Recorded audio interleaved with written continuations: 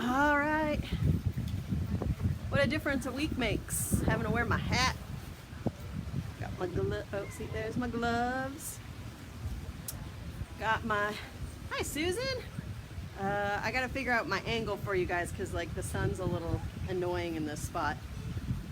So last week, hi Steve, give me a mic check please. Let me see where I can get to where I'm not squinty faced the whole time. Amy is here. She's just sorting through our paperwork. Trying to get up. Yeah, because you were sitting on the stairs a little cold. Made a mistake of sitting. On those steps is cold. I'm in the cognito. You can't see me. Yeah, I know. Probably can't hear me either, so. No, you might want to take that. Alright. Take this off and breathe. Good fresh air. Mm-hmm. So last week, we were on the other side of the square. Yes. No jackets, no hats. We were a little chilly though. It wasn't like that this bad. though. Yeah. See, I have my gloves on. Big difference a week makes. Mm-hmm. And we have a lot more research for this, and I have a book in my bag too, this week. I'm busy. But you know what? The sad part is that there's more. Oh, we didn't even cut into it. I mean, it's just, there's so much great history here on not even just the Jewish merchants and business owners through the square, but just all of them, really all merchants. And so it just, really there's a rich history that when given the time and opportunity, which we don't always have. No. We could really, someone needs to write a book. Why don't you write a book? Supposedly, I was told that I am writing a book to Oh. get my PhD, and it's going to be about the cemetery. Well, who told you that? That sounds good. A Also- former board chairwoman. Oh, I'll support that. Sure. And then the other day, I was like, let me look and see what that looks like. The amount of coursework I got to do. I'm like, can I just write the book and get the PhD? But Ain't nobody got time for that. no. So today on History Loves Company, we are going to do a part 2 of our Jewish history in Marietta, and really mostly focusing on the businesses of the Marietta Square, because again, we could really go outside the square and there's just so much rich history, but for now, because we've got in our archives and in other repositories photographs and newspaper articles about the business district right here on the square, this is where we're really going to focus again today. Yeah. And last week, who did we cover? In a nutshell, quoting from one of the ads we'll talk about today, we did the earliest ones that we knew, which was Raphael Hirsch Yes. and Bertha Schoenthal. And those were on the north side. We're not saying that we won't talk about businesses on the north side, but we're actually on the south side of the square today. We are all over. Well, yeah, but our current location, you and I, yes. is on the south side this time, Yes. in the gazebo, like we're going to get Yes. married. We're in the gazebo. And so we only talked about 2, and we kind of went up until Leo Frank, like right at that Yeah. moment. Mhm. So if you're not, we've done a whole video on this, we've talked about this before, Right. but we're talking right in the early part of World War I, so 13, 14, 1915, all of that. And so this is kind of where we're picking up. Where we're picking up. There Yeah. was an influx of Jewish business families who, and really I say families because it really was, they were family operations. It wasn't just the businessman, the owner, it was the wives and children were all involved. So, what's a loud siren? It was Petey. He So, was going okay. on. Petey's busy. So, I think, just to give a general answer to a question of the religious side of things, we don't have a lot of information about where these families went to, Temple. Atlanta, usually. Yeah, usually to Atlanta. We don't know specifics about that. But I did get some information. Oh, and a lot of this information as well, as we mentioned last week, came Major from, shout out. Yes, major shout out to our friend Philip Goldstein, who is just a huge repository of information, knowledge, archives, all kinds of stuff. He's got a great history saved of this community. Not just Jewish community, but Marietta in general. So he's a good friend of ours and a good friend of the museum's, and we greatly appreciate all that he's done for us, specifically for these 2 videos and in the past too. So This is from Philip. When I asked him about, what practicing, what synagogues or what temples they went to, he said most early Jews through the mid-70s in Cobb likely belonged to either temple of, and excuse my pronunciation, Ahava, okay, originally Orthodox and then conservative movement. I believe the first synagogue that was built, maybe in the early 80s in Cobb County. 1980s. Let's preface that. Oh, we did talk earlier. yes, Let's sorry. 1980s. Let's preface it. 1980s, yes. So this is relatively fresh history. I mean, that's young history. Young history. Yes. It's not even history. No, not really. In Cobb County was Etz Chaim. Where'd you Which learn to speak that? I pass that one all the time. Oh. That's on Old Canton Road in East Cobb, like you're going towards Roswell Road. Okay. And that's a conservative sect, movement yeah. in East Cobb. Oh, no, I'm sorry. That one's on Indian Trail on Roswell Road, so a little bit Yes. farther down. Okay. The other one, Temple Cole Emeth, is the one Yes. at Old Canton Road and near Old Canton Yeah. Road and Sewell Mill. I think Right. that's And there are now multiple synagogues in Cobb County covering Orthodox, conservative, and Reform congregations. I think I need to So- take you back out to true East Cobb and show you those places. I'll drive this time since I know how to get there. You Because mean? last time we messed up, but this time I'll drive. Yeah, that's not good. I know exactly where they are. Took an hour to get to East Cobb. Not even. Okay, so anyway, so that's just a little bit about where they were practicing their religion in Cobb County, which again, before the 70s, they all had to go to Atlanta because there really was nothing in Cobb County. And the main temple there, I can't remember the name of the book, but I read about it. It was a temple that actually was bombed. Yes, there was a big and story there's a of book that. about that, and Mhm. I've read it, but I don't have it anymore. It's a famous, temple bombing there. Yeah, So picking back up around 1915, 1916, or a little earlier, you mentioned the Leo Frank trial. And again, we've done a whole series of videos talking in depth about the Leo Frank trial and the murder of Mary Fagan. And those videos can be found on our Facebook page or on our YouTube page. Yes, which Anna has put the link to the YouTube page. Yeah. So again, we're not going to go into detail about that other than to say that one thing that I don't know if it was mentioned in our videos, but that popped up in today's research was how the other Jewish merchants on the square were being targeted and threatened during this time. So specifically the time between when Leo Frank was his sentence was commuted from death penalty to life Without parole? Without parole, I think. Something like, yeah. And he was sent down to Milledgeville prison. Between that time and when a group of vigilantes from Marietta went down and kidnapped him and then lynched him from a tree here in Marietta. So between that time, which is in 1915. Yeah, it's like June of 1915, because I think that's where the newspapers articles I just printed out, till Yes. like August. His death is in August. So Yes. like a 2-month period. But I'm going to find these articles. so last week, I mean, the two businesses that I talked about, Hirsch's and Schoenthal, were gone by that point. But some of the businesses that we do know that were here were Goldstein, Saul's, Fines. So you do have a few merchants. Was Goldstein that early? I don't think he got here till the 20s. Oh, maybe it was right after. Yeah, I'm sorry. I don't think so. But Kaplan's was after that. So, but you do have Saul's for sure, and Fines were both. Yeah. So we just looked up in some national newspapers to see.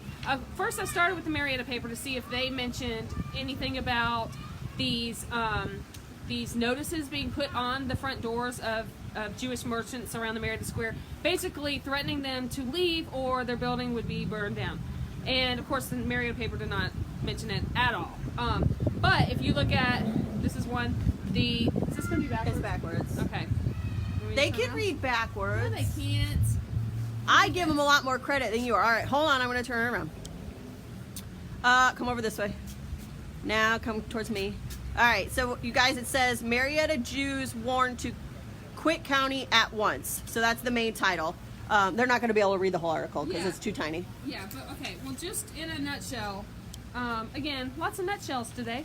But this is across like the country, like north, south, everywhere. Yeah, this one's that's the New York Tribune. Well, There's the it's- Pittsburgh Post Gazette. It's not surprising it's in a New York paper because Frank was from New York. Right. But it was all over. The News Yeah. Herald in Franklin, Pennsylvania. I don't know where that The Sun in New York. The News and Observer in Raleigh, North Carolina. That's The same one, it's same 2 one. pages. So basically, they're telling this story about how there's been a group of Atlanta Jews who are petitioning to Judge Slayton, who Not Judge, Governor. no. Oh yeah, Governor Slayton. No, but Governor. No, Dorsey. Judge Dorsey. Oh, I think. Judge Dorsey, but Slayton's involved. Sorry, yeah. yes. Okay. So they were petitioning to Dorsey to try to get some extra protection for their friends and family up in Marietta who are being targeted. And, of course, he called up his buddy Herbert Clay, who was the, he was the state solicitor general at that And time. former That's what it mayor was. of Marietta. Yeah, and he was like, "Oh, it's no problem, but I'll make sure they're not bothered." You know. I'll Well, protect meanwhile, them. he was involved, and he was one of the ringleaders of the group who kidnapped Frank and lynched him. So, anyway, so the Atlanta Jewish community is trying to protect the Marietta Jews at this time, and that's why all these newspapers are running these articles talking about how the Jews are being targeted. And now I've never seen one of these bulletins. I would No. love to see one at some point. I don't know if anything ever actually happened because, again, unless the national newspapers covered it, we would know. I checked August of 1915 to see if there was anything, Yeah. and I didn't see anything. And then 1916 didn't have anything. So Yeah. using the same search term. So, I mean, at the very least, business was awkward for a little while. I mean, Yeah. no better way to say it. I don't know how they survived or how long it took. What? Look, see, You were so I good. was right. Goldstein's 1912 through the present. Okay, yes. And at first it was Philip Goldstein. Well, before we- Marietta Bargain House. That's what it was. Oh, okay. First. Okay. So before that, yeah. Raymond Abraham Fine was here before Frank. So You want to start with let's Fines? start with him because his story's a little bit shorter. Let me get his stuff. So again, we were dividing and conquering. So Fine's store was actually on the north side of the square, where I'm going to look behind me, where the butcher and the baker is now. Had to look and see. Is it back there? Let's see. Let's see. It is. I'm going to do this and turn it around so we can zoom in. Fines was... Where the butcher and baker is next Ready? to Max. Buckle up, we're going to zoom. Right. Where's my finger? find it. Oh gosh, where did my finger go? I don't know, but Anyways, it's the building in the middle there. all right. Hold on, Okay, I'm going to back up a little bit. Oh, back up. That one. Wait, where's your finger? Oh, there. Okay, yes, that building So, right there. Here's the corner. This is where Max is, and at that point it was Hodges. This is 1927. Here's Fines. There's Shillings, and eventually Shillings moves over. But that's where Right. it is. Okay, cool. Cool. Worked out? Yeah, we'll keep standing there and you can Oh, talk. okay. Or do you want to switch it around? No, I don't care. Okay. Whatever you want to do. So Mr. Fine is actually born in Russia. So, all right, 1870s, 1880s. There's a gap with his birth time frame. But you need to remember when we're talking Russia in that time period, you are talking all of Eastern Europe, Lithuania, Estonia, all that, Ukraine, all that. Well, he petitioned. This is what Amy and my favorite part was when he petitions to become a U.S. citizen. What he ends up doing is coming from Russia through Germany to Baltimore, like we talked about last week, a lot of Baltimore, makes his way to Macon, Georgia, applies for naturalization there, but doesn't get it till he's here. And let me make sure I get the date right. 1911, sorry. January of 1911. But it says on his paperwork that he had to relinquish all of his loyalty to the former country that he lived in and was born in. But it also meant he had to relinquish all loyalty to Nicholas II, Emperor of all the Russians. Oh, and what a character Nicholas is. I mean, Yeah. for him to pop up in our history and any little that's one of my favorite Oh yeah, totally. parts of history is Russian history. And also, if you look back at naturalization papers too, it's very important that you had to sign stating that you were not a polygamist nor believer in the the following polygamy. So just important for all of you to know. Just saying. Which, you know, I do want to point out that, let me turn this around for a second. Yeah, go ahead. Not that I'm a supporter of polygamy, although an extra hands in the house every once in a while, I'd be okay with that. I'd take a sister wife or two. Let me just put that out there. However, it is it's part of a religious belief system. Yeah. And so we as Americans, our country is, you know, based on freedom of religion. So that to me is interesting, and that's a whole side note that we could probably go down a whole good conversation when we're sitting around drinking. But anyways, the fact that you had to sign that specifically as an outsider coming into America is... Well, I think that would be very interesting to... Oh, I'll Come on over. I'm coming over, sir. It would be very interesting, actually, to delve into loyalty papers that people had to sign Yeah. for the government. Mm-hmm. So one of them being polygamy, but yeah, it'll be backwards. But you guys can see it does somewhere. I don't know. Nicholas, Russians, all that. But like we're total history nerds. So when you're like, you tell me that I can connect Marietta to Tsarist Russia, I'll do it. Yes. So, but yeah, Mr. Fines, he has a store on the north side, and then he is here. I thought I had printed the obit, but maybe it got mixed up. Oh no, I did. Yay me. He dies in 1952, but he actually stops running. I know, John. It's because she talks too loud. That's the problem. No, because I made you stand on the other side. Well, So, again, we'll stay here. We'll Thanks. stay here. Thanks, Dad. See, he wants to hear me, not you, so that's very important. Hey. So Mr. Fine died in 1952, but he had been, and it says here, a native of Lithuania. So at that time when he was born, it was actually Russia, but then it's actually in Lithuania now. But he retired from business in 1938. So his store was here from around 1910 to 1938. So he did have a long business here. Mm-hmm. I think the other one, before we get to some of the newer ones, Saul's kind of has an early history as well. So Saul's actually has a couple of spots, but the main spot, let this bus go past real quick. This main spot is on the south side of the square. So actually, if you guys can kind of see behind my shoulder here, it's the one that says German store, that one. Yeah, that's it. I put these notes together for this one, so I don't blame her. Hold on, don't get in the screen. Oh. But you see where, behind me, where it's right, I had it. There it is.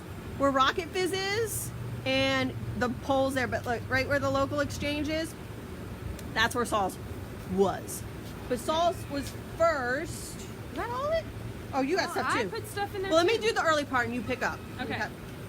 So Saul's was originally the German store. So come a little closer.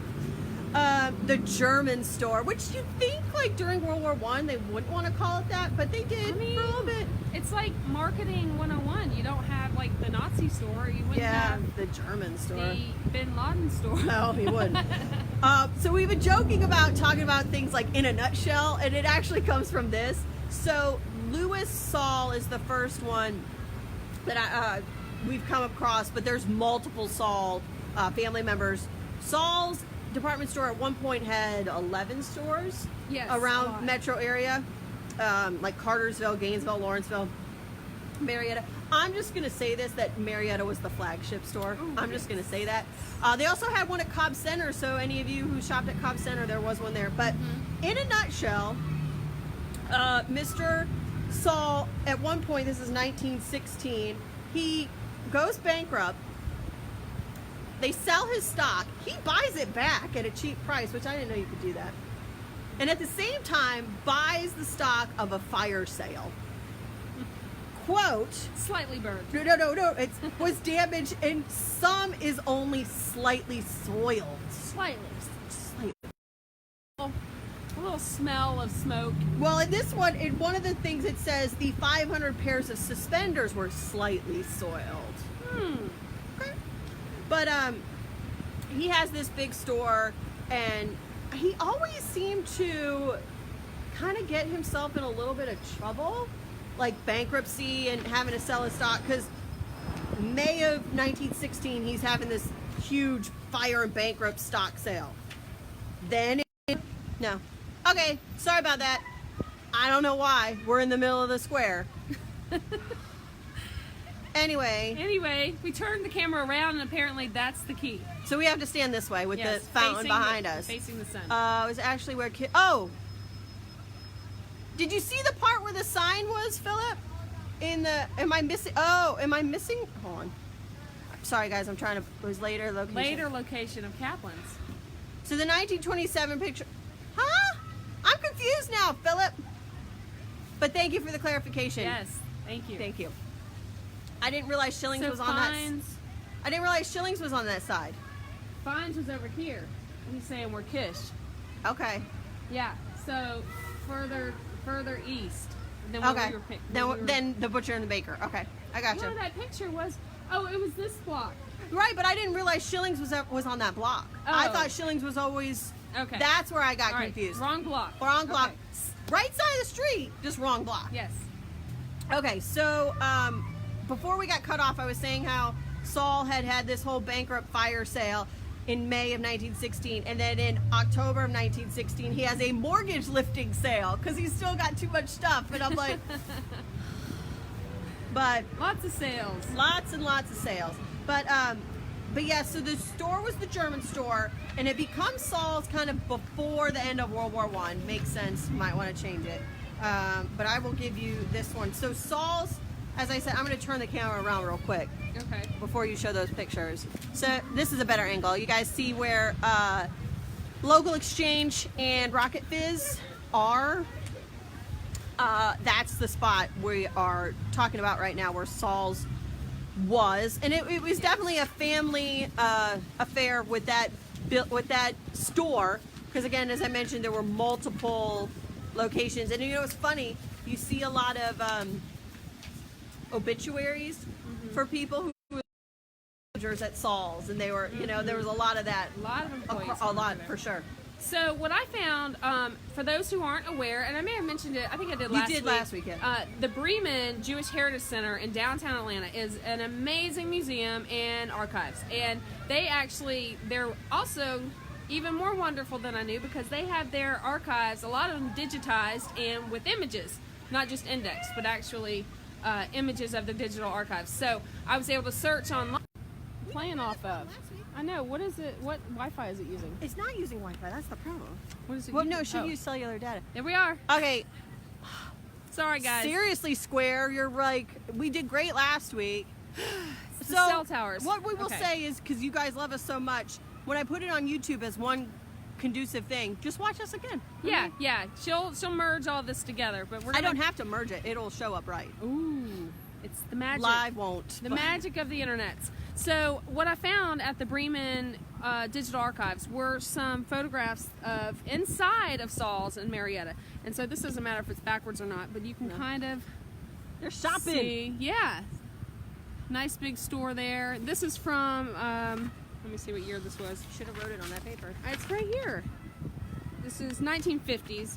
1950s. Anna, are we still glitchy? Let me know. You can text me. I got my phone. It's another image inside. Again, this is inside Saul's on the square in the 1950s. And So, like, if you went to Local Exchange right now or Rocket Fizz, there is a wall between the two. yeah, Whereas these pictures, there was no wall. there was That's no why wall. it was a big building. Yeah. So here we go again. All right. Now, one thing I haven't checked to see, was there a back entrance in Saul's? Because if you notice on this image, you do have some African American women here shopping, and of course the shopping itself wasn't segregated, but the entrances often were. So I don't know if there was a back entrance like McClellan's had a back entrance. I don't know if Saul's did as well. We have to go back there and look and see if they did. And then the other image that I found was, this is Virginia and Milton Saul on their wedding day in Atlanta, January 4th, 1950. Did I give you that? Beautiful picture there. And then another picture, this was interesting. It was in 1945. It's dinner at Aunt Fanny's Cabin. So for those who remember that place, it was a famous restaurant down in Smyrna with members of the Sigma Gamma from Emory University, and the Sauls are in here somewhere as well. But it's a group of college kids. So. Okay, so Sauls. in order to like keep going, I will recommend, this is going to be backwards, this book, History in Focus, available in our museum store for $10, and has pictures of many, many businesses around the square, many from our collection, many from the collection of Mr. Philip Goldstein, who was so kind enough to share information with us. If you don't have this book, it is sold exclusively at our museum store, and Anna will be kind enough to put the link in. Thank you. Oh, and the Bremen one. Thank you, Anna. I was going to ask that too.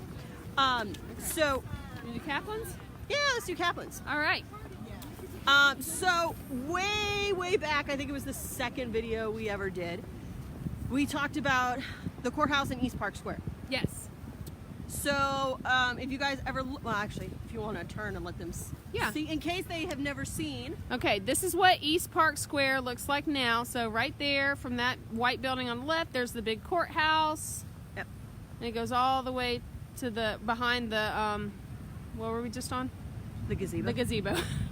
Okay, so the part with the clock tower, Yes. and that building, that was all shops.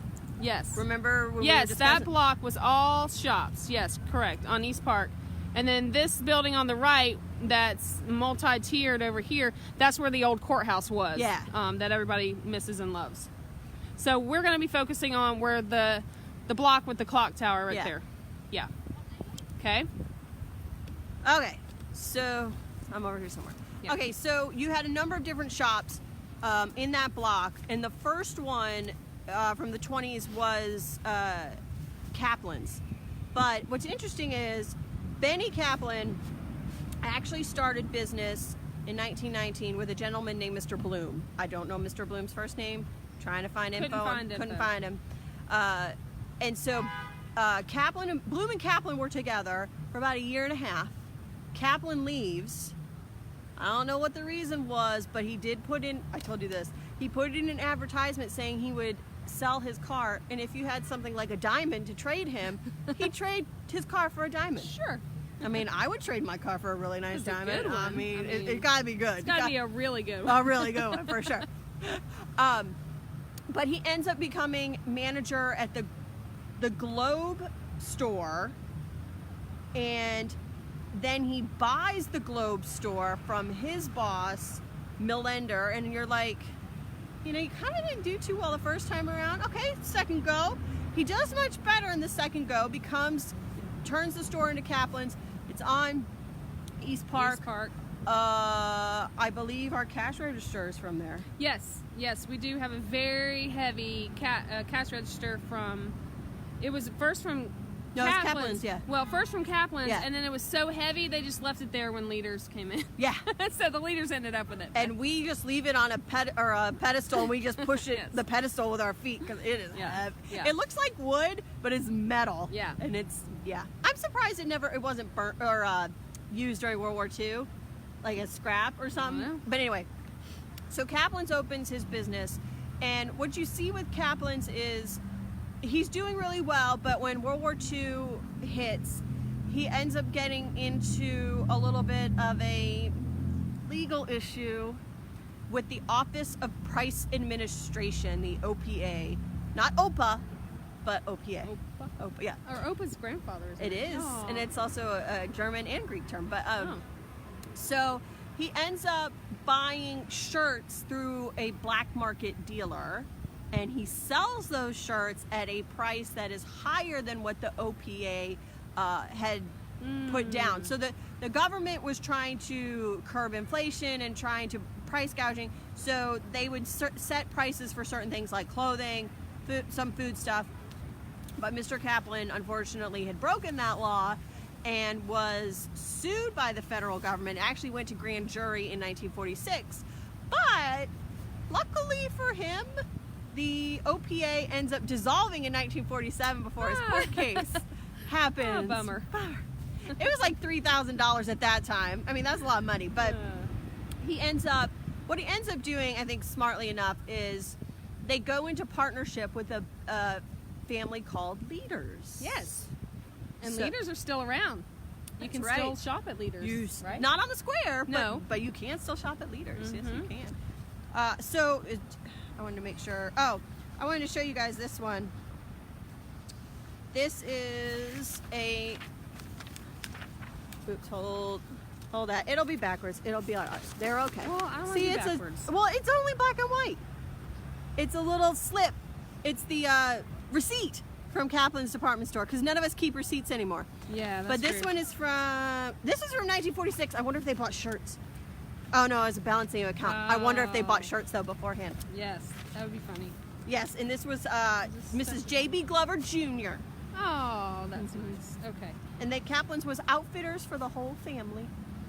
So leaders. This one was really cool. Like I was Yes. really excited by this. Yes, you go ahead. So you have Mrs. Leader Lilo, which you guys know Amy and I are Disney people, so I always want to say Lilo and Stitch. But I know, right? She's Mrs. Lise Lottie Blanche Leader. I love that name. It's so nice.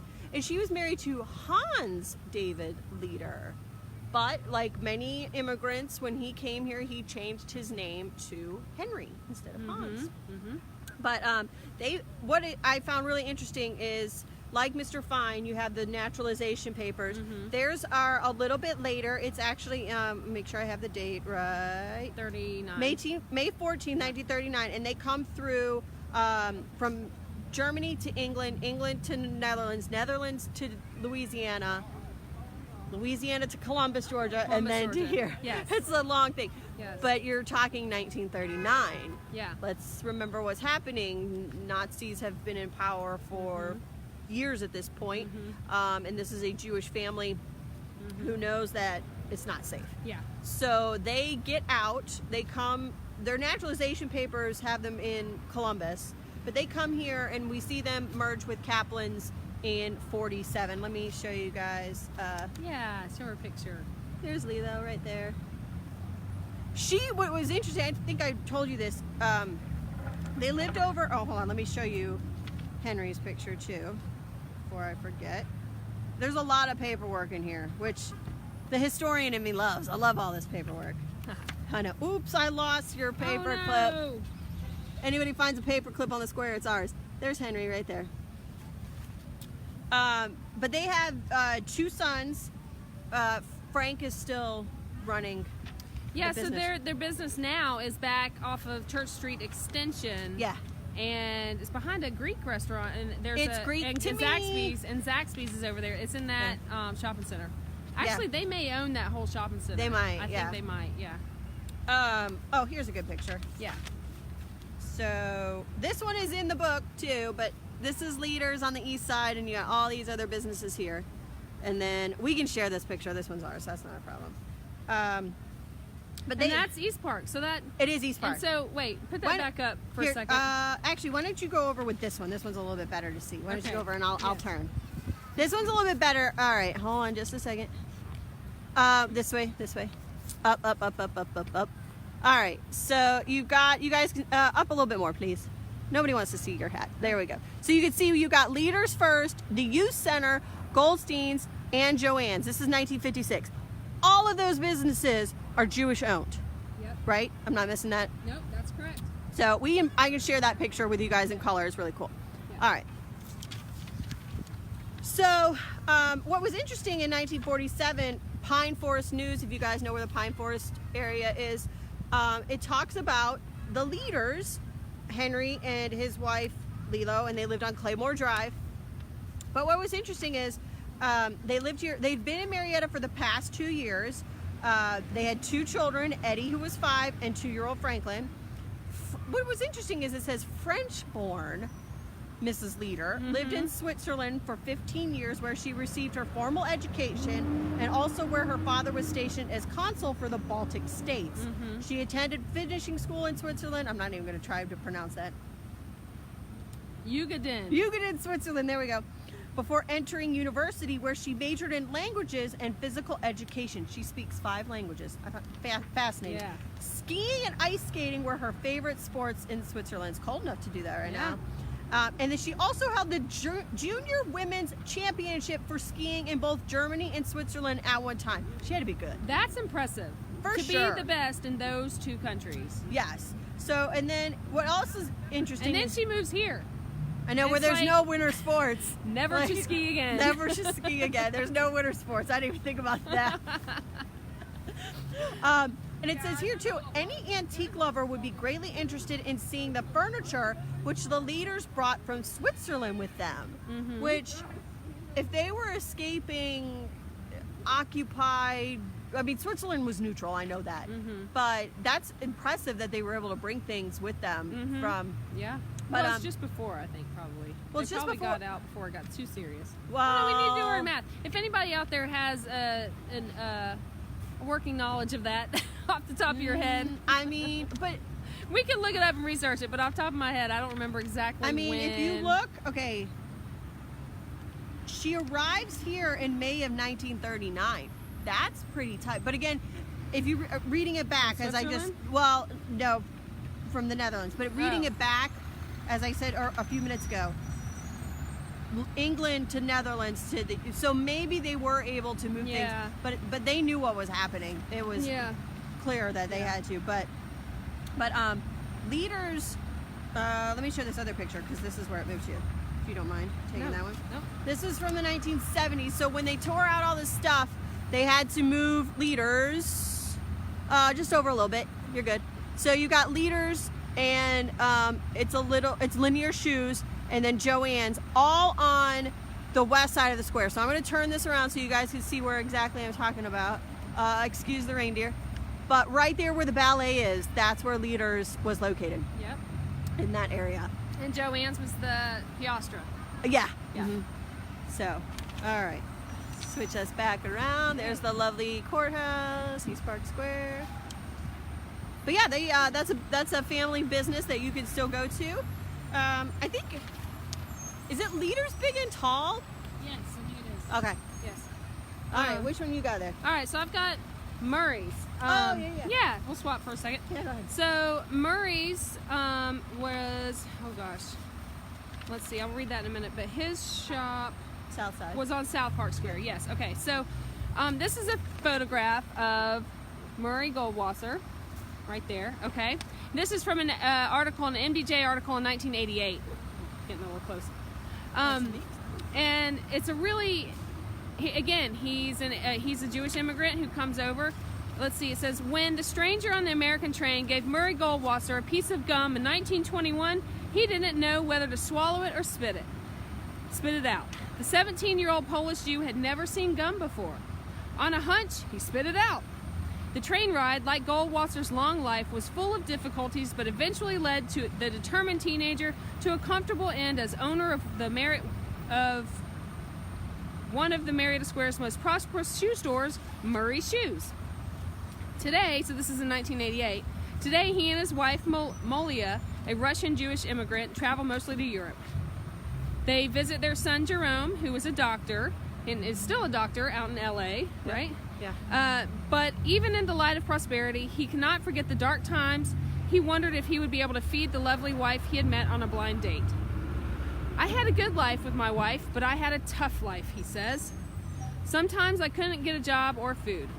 So Goldwasser, who was then 84, left Warsaw, Poland, near the borders of Germany and Russia, and headed for a new life in America in 1921 because, quote, I wanted to make a better living for myself. Everyone in Poland in 1921 were poor farmers raising cattle, potatoes, and white or sugar beets, he said. So his brother was in Macon and paid for I almost said a plane ticket. A boat? No, a ticket. Just says ticket.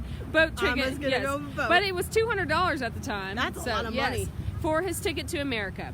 And after a long voyage by boat, here you go, Goldwasser, who spoke Yiddish, Polish, and a little German, but no English, was shuffled off to Ellis Island because there were too many immigrants pouring into New York.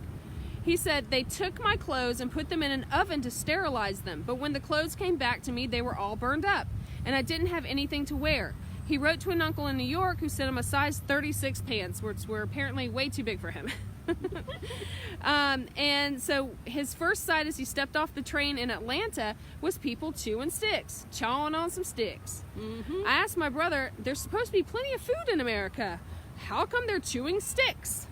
Goldwasser said, my brother told me it was sugar cane, which we don't really do anymore around here. But, I mean, there's a lot of stick candy. I mean, we Yeah, got that's that. true. Yeah, The bright dream of America lasted only 2 years for the young immigrant. He went to night school to learn English and worked days for his brother in Macon making shoes.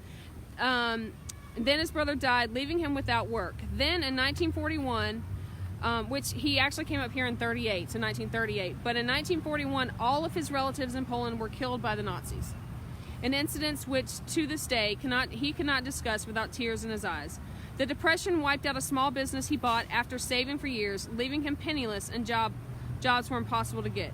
He took a streetcar to Marietta from Atlanta in 1938 and opened a ready-wear clothing and shoe shop where the McRae Style Shop is today, and it's on Southside. We'll show you in just a minute.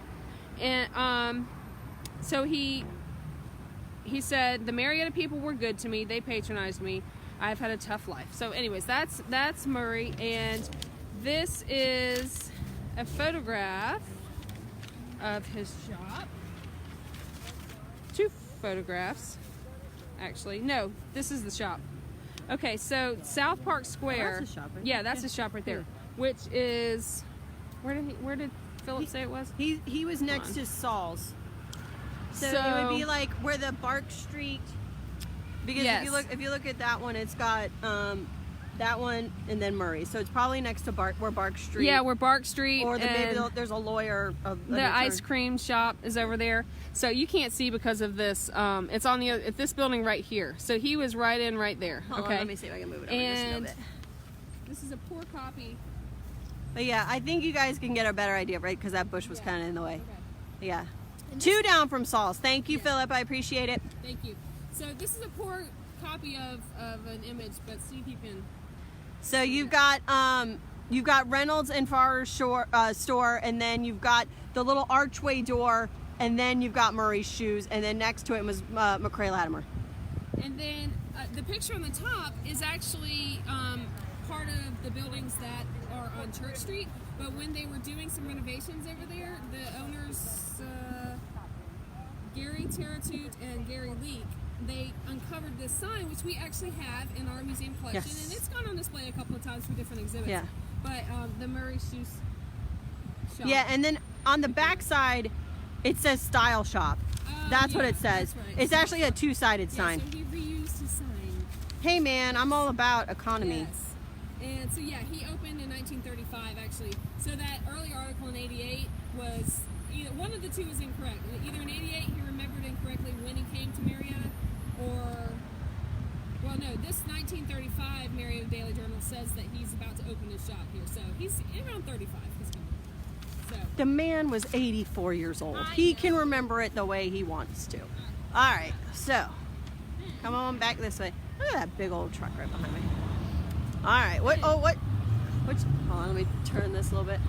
now we can't discuss the Jewish families in Marietta without the Goldsteins. Nope, can't, gotta have it. And again, Philip was such a huge help for us, but his family goes back generations here on the square. His grandfather originally came over, and they have been, their store, Goldstein's, under a couple of different names. One was Philip Goldstein's shop, and then it's Goldstein's, and then they had Mill Inn store as well on Mill Street. They had a number of different businesses. They still own property in Marietta. They're the only family of all of these, other than the leaders, who really aren't on the square anymore, but they're the only family that's still, of the families we've mentioned, Yeah. that are still involved here. And we mentioned it earlier when we were seeing Philip, the only family to own businesses on all sides of the square. Yes. And Church and Cherokee Street. Yeah. They've been everywhere, really. Yep, for sure. So to go into their deep history of every store and every shop would be a lot, but here, well, I'll show this picture, and then somewhere in there is our notes on there. She did the The research years. on this one, so that's... Don't blame me. Well, that's why I can't fill in, because I wasn't doing Okay. it. I'm sorry. That's okay. So I just want to find the pictures. Again, this is from the Bremen Museum.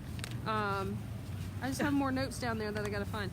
So this is the building which you may still recognize. Okay, it says Goldstein's at the top, right there, and that's actually Philip's brother, Jay.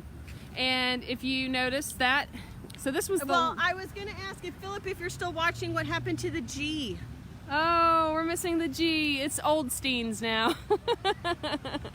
But that's the building right there that we're talking about. It's the same building. I mean, if you here. need a place for the G to live, we'll take take the G. We'll take it. Take the G. But if you notice, on the first floor, Tsunami and Eddie's Trick Shop, and at one time that was one big area, and that was Goldstein's. And didn't you notice earlier that if you're leaving Eddie's, Yes. what do you find? If you're leaving, if you go inside Eddie's Trick Shop and you leave, you look at the door, and if you push the handles on the door, they say Goldstein's on them. Very cool. And then as you're also entering and leaving, if you look at the floor, it actually says McClellan's, because that was also the location of McClellan's before Goldstein's. So, Yep. So that was an image there that we found. And then also another spot That's okay, I got it. where they had, let me turn this around, I'm gonna try this. Oh, Right there you here. go. You got skills. I know, but I just can't see. That was on the North Park Square next to the Strand. They had Goldstein's Men and Boys Shop to the left of the Strand. See, and you then see they're using the marquee Yep. at the Strand. Very smart. used the marquee for advertising. And that was in, let me see the year on that. 70s, I think. 70s, Yeah. late 70s, early 80s. Then we also, here, I'll step over here. Okay, for this step one. over here. I can Yeah. see. I'll make sure. All right, I'm gonna. These are Ah, some of the Philip, photos- thank you. I just was worried. What? The G is being replaced. Oh, good. We need a, wait, our M is, we have a problem with our M. Oh yeah, how do we get our letters We need a replaced too? spelling guy. We need a letter M. Can you put in a 2-for-1 order? Because We need more than just the letter M. Late 70s. Thank you, Philip. Yes, Thanks. the Strand one was late 70s. Okay, so these are some of the family photos that we have in our archives, in our digital archives, at the museum. And so they're printed small, so I may need to zoom in or out. So you let me know. Well, many of them are available in the History and Focus book. Oh, good. How about I hold it and you can just kind of read what's... Oh, goodness gracious. You're making me read in it. I really can't. Well, it says Faye Westbrook and Ethel Mulkey Cashin, Eleanor Goldstein, Herbert S. Goldstein, Rose Goldstein. You guys can read it, though. This is 1953. Let me scoot over to the top here. Eleanor and Philip Goldstein on the square, East Park, early 1940s. All right, let's do the middle one. Oh, look at Philip. West Park Square, front of Goldstein's, 1968. In West Park, this location was where was that one? At that time, I think that's where the ballet Yeah. store was. Yeah. So we've got Goldstein, or Eleanor Goldstein. Look at her doing this split. Oh my gosh, I can't do that. And then we got this one down here, the Mill Store. And then these last bottom two, 1930s and Mill Street as well. Yeah, I think Philip said that they were in the ballet store, ballet business until 1970. Yes. Thank And you. So the Mill Inn store, I got another great photo somewhere down here that Philip gave us today. Yeah, so the Mill Store, guys, was not where Tycoon is, but just kind of next to it, between Tycoon and Paul's Pot Pies. Stockyards there, those businesses. Did you bring it? I don't know. Maybe I put it on my own. There were a lot of papers today. Yeah. Yeah, but that's where that one was. So where are you at? I'm right here. Okay. So yeah, so they were all over. You could almost just throw a stone at any building around here, and there was a Goldstein's there at some point. Yeah, probably. So they've been good to the city. That's right. So, and his dad came over. His dad came over from, or no, not your dad. Yeah. His grandfather came over from Romania, and then grandmother from Ukraine, I think, right? What was Hungary then Ukraine? Yeah, I think so. And we saw Your aunt and uncle. Thank you, Philip, for that. what? There's I so missed many it. names. His aunt and Mill uncle Store. owned the Mill Store. Okay, yeah. So then we've got a few other. There was such a long list. Oh, that's it. That's the one you wanted. Here's the Mill Store that Philip, a picture of. This is a line of women outside the Mill Store on Mill Street that are waiting to get in, I think, for a sale. So that was That's a good what I'd be shot. doing. Yeah, in the 50s. There's that shot there. Yeah, and I'd never seen that, so that's cool. And they owned the whole block, he said, from where Paul's Pot Pies was. I just said that, you weren't listening. I was. It's all right. All right, let's see if she gets it the same way I did. From Paul's Pot Pies to what? To just before Tycoon. There you go. Yeah, you passed that question. Good They did job. not have Tycoon. Okay, so a couple other businesses that I quickly was able to find just a one-off article on that were Jewish owned on the square. Fox Jewelry, which we do have pictures of the Strand through the years, and if you notice in the bottom right corner of the Strand, a lot of times you'll see a window. And there was a sign though in one of them that's higher. Yeah, it says Fox Jewelry. Yeah. And sometimes there's a sign hanging off of the Strand's building, which was let's show y'all.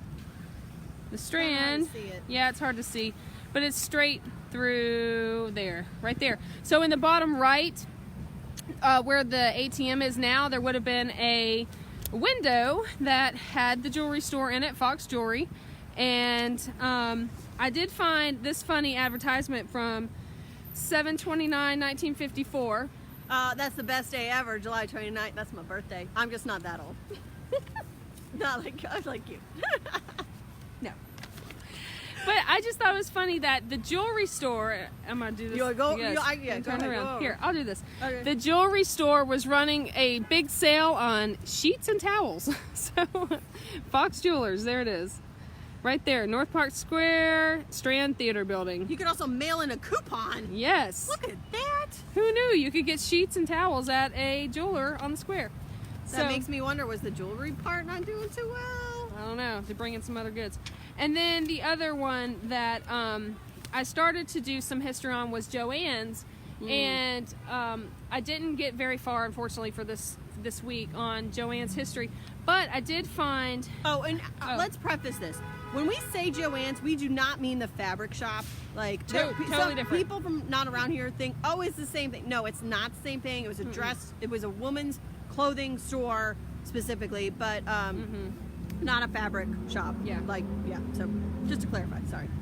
Thank you. You're welcome. So this was just something that popped up. Remember we mentioned on the east side of the square where the courthouse is now that was all a line of buildings. And when they tore down the old courthouse in the late 60s, like Early 69, 60s, 70, early 70s, yeah. somewhere in there, they also eventually tore down that whole block of buildings, right? Well, there was an article that talked about that. It says the Marietta Housing Authority has started condemnation proceedings against the Joann shop as the final step towards clearing a parcel of Marietta Square property for sale. MHA Director George Green said the authority already owns the property on the east side of the square and is condemning the lease held by the shop operators. Condemnation papers were filed in Cobb Superior Court against Abe Terratute, Ben Schwartzberg, and the shop, who they were owners of Joann's. The Joann shop, along with Leaders Department Store, occupies the last parcel of property involved in the MHA's downtown urban renewal project. Leaders, the Joann shop, and the Youth Center clothing store have been ordered to vacate. Yep. So I just wanted to throw that in there that, these three of these Jewish-owned businesses were forced to vacate their premise from a prime spot on the square and find, I guess at that point, maybe that's when Leaders moved.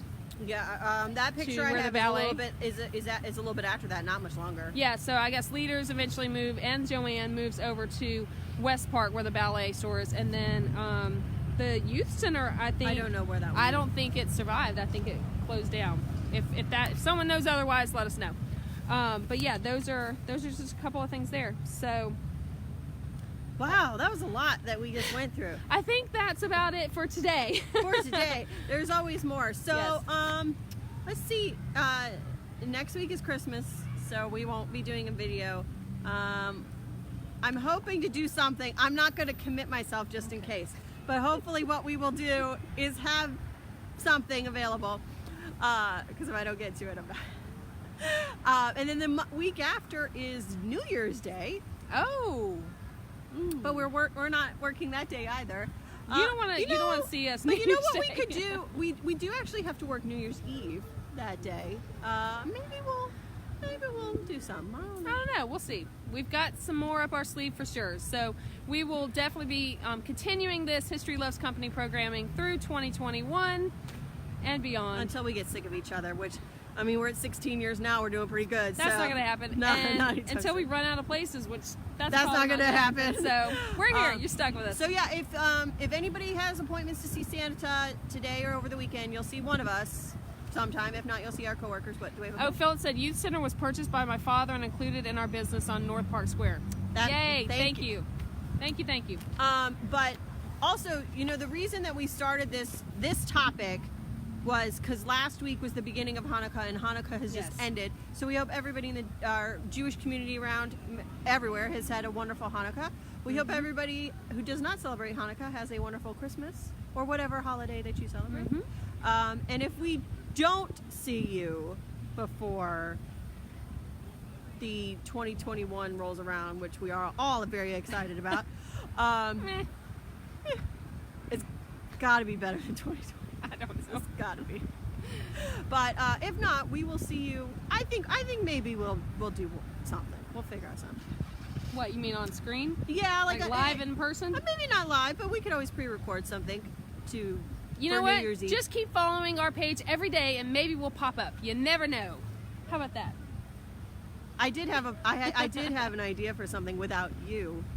Just saying. Fine with me. You did. No, just saying.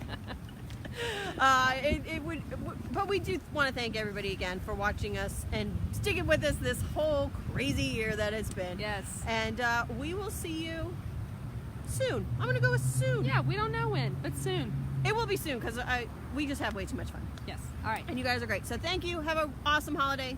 Bye. Bye.